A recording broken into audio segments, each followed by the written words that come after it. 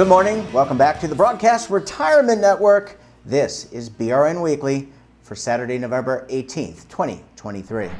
And our top story today, U.S. retail sales fall for the first time as the holiday season approaches. And joining me now to discuss this and a lot more, Jane King joins us from the NASDAQ. Jane, always great to see you. Thanks so much for joining us on the program this morning. Yeah, happy Thanksgiving to everybody. Yep, thank you. I appreciate it. Jane, before we get started, what's your favorite Thanksgiving dish? Oh, I do like stuffing. It's like it's so bad for you, but it's really the only time of the year you have it. So it's like a treat. And Thanksgiving. does the King household, do you host Thanksgiving or do you No, go we're elsewhere? we're going to a restaurant, so we're all keeping our sanity this year. Okay. Well, I hope you enjoy that. All right, Jane, Commerce Department releases U.S. retail numbers. They're a little soft going into the holiday season, first time since March. Yeah.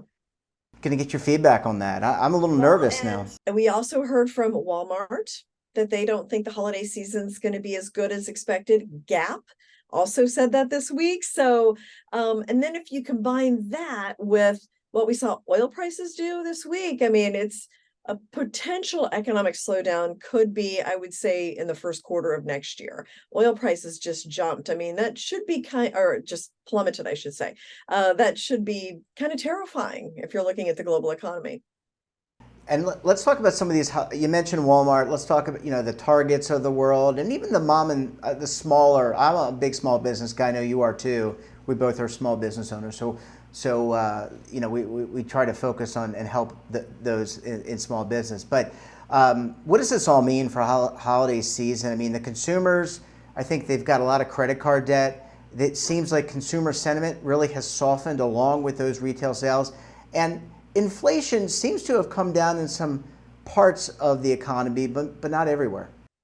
Well, that's right. I mean, housing is still expensive, but we did see the inflation numbers. That was a big shocker this week, right? That I mean, caused us to take another leg up in this rally. But the consumer's stressed. I mean, we've heard Walmart this week. The CEO said that people are waiting longer to make big purchases and taking advantage of sales more often. So these are all signs that the consumer is just becoming more conscious about how much they're spending. If they can wait, they're going to wait. So Walmart's not the only one to say that either. So I think that, the holiday season could be a little softer than what we expect.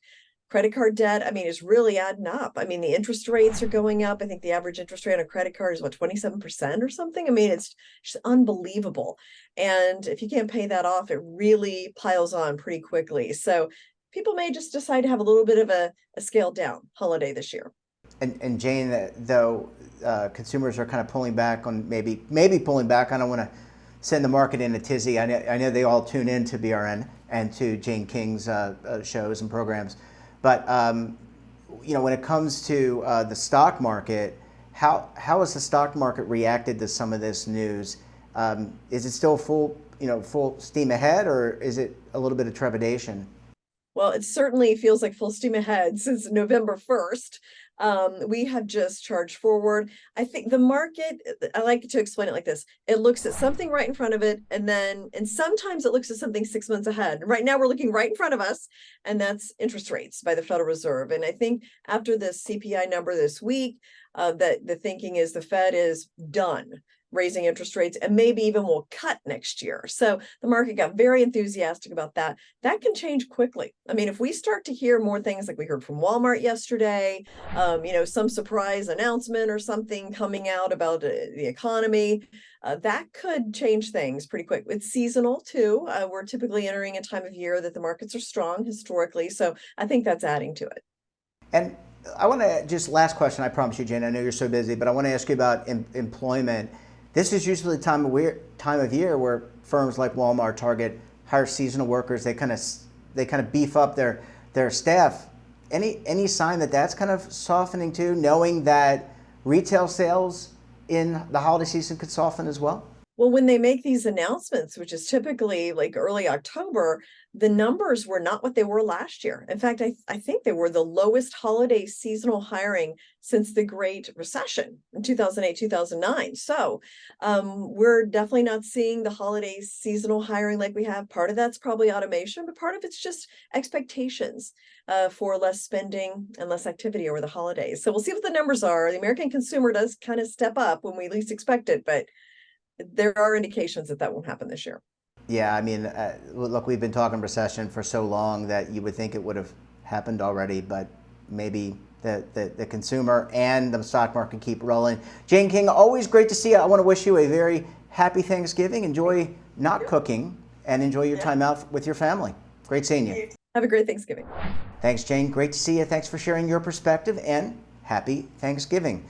We come back, we'll take a look at some of our best segments for the week. You're going to want to stay tuned right here on BRN Weekly.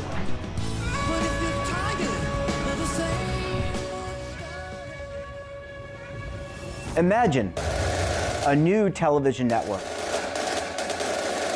that will make you richer, healthier, and in control of your financial future.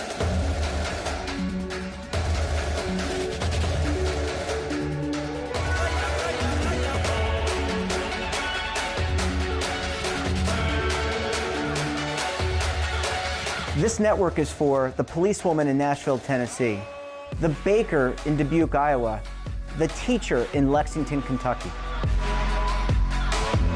We want to make the idea of savings and retirement culturally relevant. But what do you see as a defining issue of the midterms, especially for the smaller businesses? I mean, they are the lifeblood of the American economy.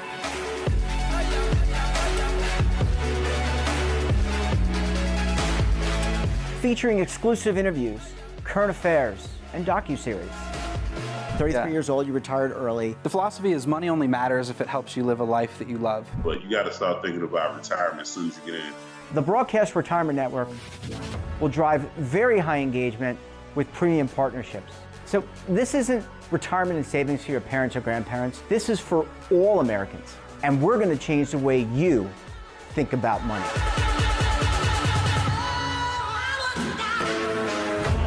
Welcome to the next frontier of retirement and savings. This is BRN, the Broadcast Retirement Network. Welcome back. We had another great week of topics, of course, great guests. We kicked off the week with a look at over-the-counter hearing aids. Let's take a look. So, I mean, technically hearing loss can happen at any time in life, from birth into older age. We do know that hearing loss is more prevalent. There's age-related hearing loss that people experience as they age. And so that's typically what we end up seeing in the media or in articles or things we're learning about, but it can affect people across the lifespan. When it comes to deciding when to get your hearing tested, because even before we talk about frequency, most older adults or adults in general are like, I haven't had my hearing tested since I was a kid in elementary school, right? It's about when should you have that first, what we would call a baseline test. When can you have your hearing evaluated? There's no wrong time to get your hearing evaluated. So if you feel like something is changing about your hearing, or you're noticing certain situations are harder, maybe you walk into a noisy restaurant you love going to with your friends, and all of a sudden you realize, I'm kind of having a hard time participating in this conversation. That's a great time to get your hearing evaluated, to check in on your hearing health. And then the cadence of that depends on what the results look like. It depends on the plan and the insurance, absolutely, but there is typically some coverage. And the way I think about it is that hearing health should be as prevalent as eye health, right? If you regularly get your eyes tested or looked at, you should also be getting your hearing tested too, because both of those things contribute to your overall brain health and well-being. The whole point of this FDA ruling, this change, was to make hearing healthcare more accessible to more people, make it easier to find, make it easier to get, make it more affordable. And so this concept of this new category of hearing devices, which are called over-the-counter hearing aids, is getting at just that. Can we reduce the barriers for people to get the access they need for these products? Now, an important call out here is that there's all kinds of hearing loss, ranging from just a little bit of hearing loss all the way to profound hearing loss, or what people typically understand as deafness. These devices, over-the-counter hearing aids, are designed for people with perceived mild to moderate hearing loss. So they're for a specific category of people.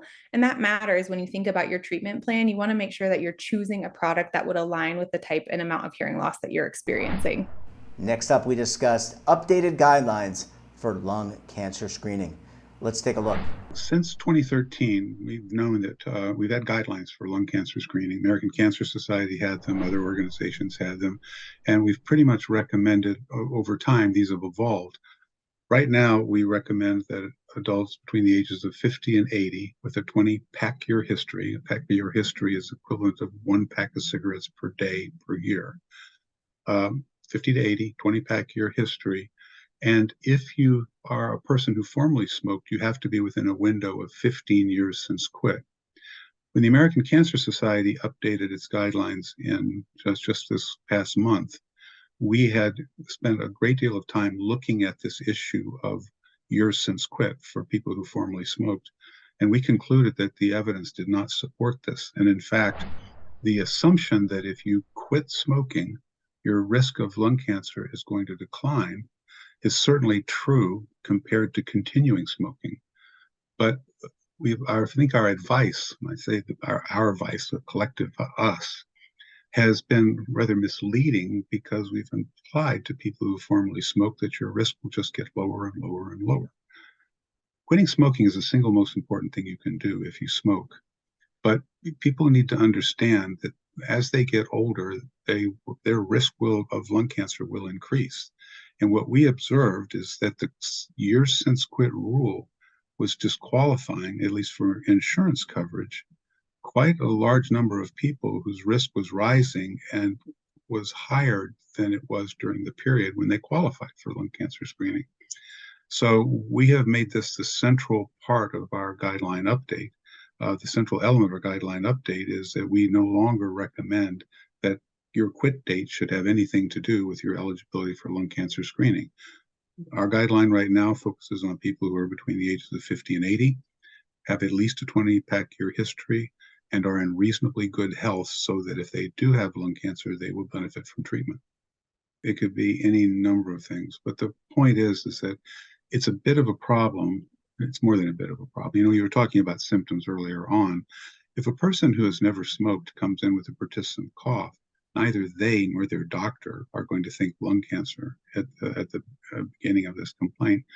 And what happens is that this cough doesn't go away and they still think it can't be lung cancer. And eventually they finally decide to get a CT, and sure enough, it is lung cancer. So our recommendation really is that a persistent cough that lasts of any duration and for which there is not a clear explanation should be worked up as that lung cancer is a possibility. It's all of those treatments that we use in our armamentarium, but for an early stage lung cancer, mainly the first course of treatment is surgery. But I will tell you what's really been remarkable now we have this opportunity to detect lung cancer early. Our treatments for lung cancer have become almost revolutionary, especially for advanced stage disease, because what we're doing now is we are doing, if a person is diagnosed and the stages are actually getting progressively lower where this kind of treatment would be applied, is we determine whether or not the patient carries mutations on particular genes. And if they do, those mutations can be linked to specific therapies which show much better outcomes than standard therapy. This is referred to as biomarker testing. Our advice right now is that anybody who is diagnosed with lung cancer needs to have biomarker testing as soon as possible. So as soon as they see the oncologist will have that information at their fingertips for planning their treatment. It will eliminate delays in treatment, which are hard for any patient to go through. Well, certainly great segments. I want to thank all of our great contributors this week. And that wraps up this episode of BRN Weekly. Have a topic of interest, someone you think we should talk to, drop us a line. And don't forget, for all the latest curated news and lifestyle, wellness, finance, tech, so much more in all in one place, check out today's edition of our daily newsletter, The Morning Pulse. Want to search our archives, check out our latest content, then visit our website.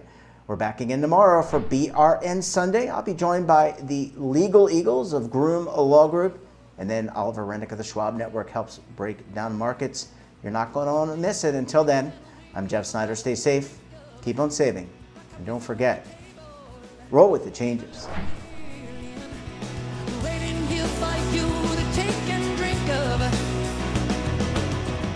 But if you're tired, go to sleep.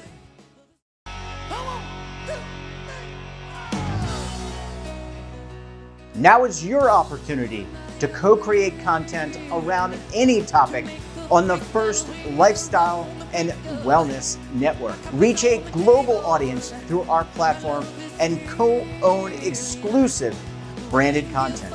All of our programs are available on demand and also as audio-only podcasts, so you can take us on the go. Broadcast Retirement Network, available anytime, anywhere, and on any device.